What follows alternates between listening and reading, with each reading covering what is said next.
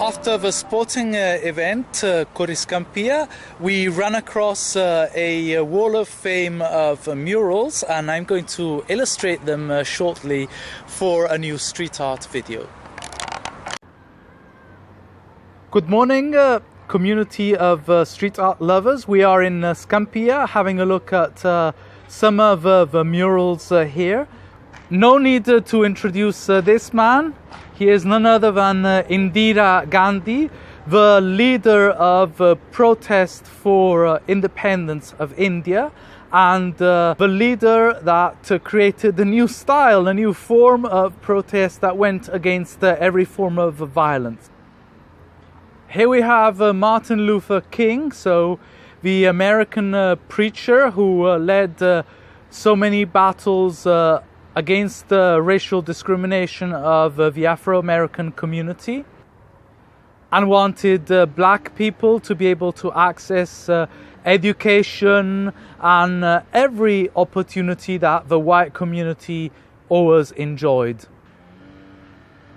So he is one of those peoples who was hated by power, by the establishment, by authorities, but was later claimed as a national hero in a somewhat reversal of roles and destiny just after his death, when he wasn't dangerous anymore. From one leader to another, we have Nelson Mandela. So Mandela became president of South Africa in 1998. He was one of the leaders of the National African Congress Party, and he was imprisoned by the South African whites on Robben Island for a number of years. I can't remember exactly how many, but definitely over 20 years, and accused of being a terrorist. When he was finally freed in 1994, after the Cold War between the USSR and the US, so with no excuses for the South Africans to keep their apartheid regime, he helped negotiations for national reconciliation, avoiding a potential bloodbath in South Africa. And for this he was awarded a Nobel Prize for Peace. Here we have a tribesman, definitely representing the Amazons, so the last reservoir of trees and oxygen that is keeping this planet alive. So I'm here with Aldo Bifulco, and Aldo Bifulco is part of a network of associations, including Legambiente, the League for the Environment, and he kind of explained the whole project of this square with the Hall of Fame of people who spent their life in non-violent protests.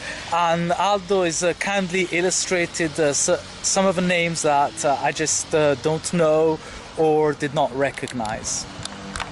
So this square has been reclaimed. It used to be a rubbish dump, but actually 6 different rubbish dumps. So each separate space has been dedicated to a continent, so they're cleaning up the whole area, they're pruning the grass, they're planting new trees, and each area is going to bear the plants of that continent. There are some sculptures here as well. The sculptures are made by people of a mental asylum, so they're channeling their distress into creativity in a very positive way. This is Maria Occhipinti, so a person from Ragusa. She was a pacifist and she fought against the idea of World War II. Ragusa is in Sicily, and the murals are built a little bit like a map. So there is a bio map, and the scale is 1 to 7 billion, meaning that there was only one woman like this, and she had a strong impact on the rest of the world.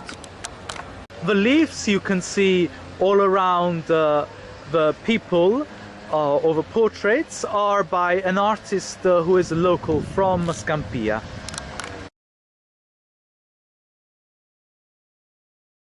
A cartographer designed a proportional map of the world, so a map where Africa is shown as big as it actually is and Europe is as small as it actually is, and the murals are done in the same colors of the continent of the map. This is a political activist from Kenya. I'm not going to try to pronounce her name because unfortunately I would get it wrong, but she has a great smile. Here we have Rigoberta Minchu from Guatemala. Danilo Dolci, originally from Slovenia. And here we have Malala, a Pakistani woman. You can see how the place has been neglected and is starting to change. There will be an opening ceremony on May the 11th, during which the park will officially be given back to the people of Scampia. This is a Dream Team Association, an anti-violence center in Scampia. Here we have some of the sculptures I was talking about earlier. Notice that they are all made in wood, so definitely a lesson taken from African art.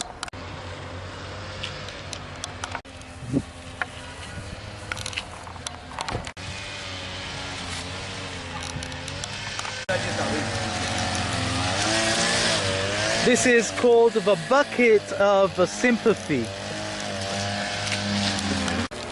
You see that the name of the park is Pangea. Pangea, the universal continent from where the world started. And it says, Siamo tutt'uno, we are only one. A little bit like Imagine, the song by John Lennon. It's called The Garden Against Violence.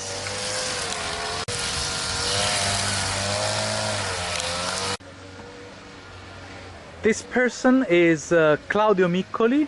Claudio Miccoli was a young leftish political activist. I'm not sure whether he was communist or not, but anyway, in the 70s, 1978, he was killed by neo-fascists. So today is April the 25th, when we celebrate liberation from Nazi fascism.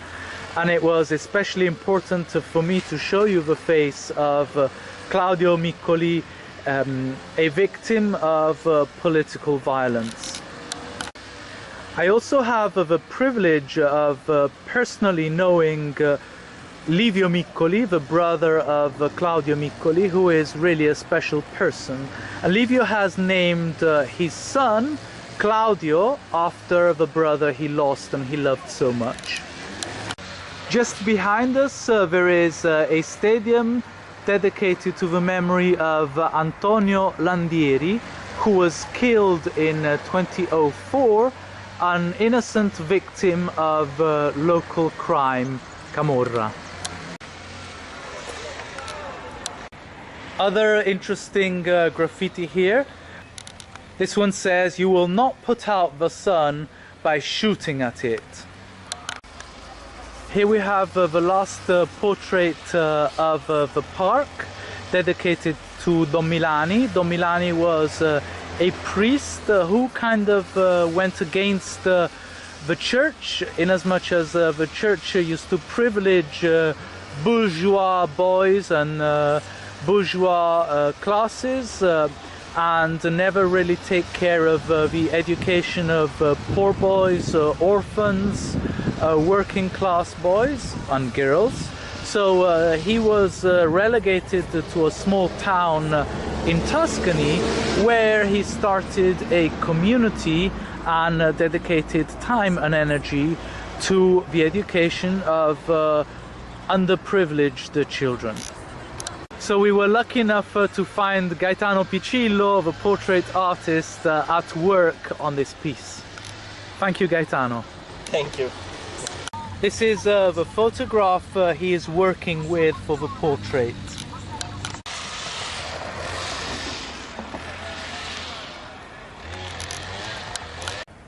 I came here to run Scampia, this 10k race, but the race was full of surprises, and I never expected to find this park with all these wonderful projects going on. So thank you very much for the time we spent together. See you next time.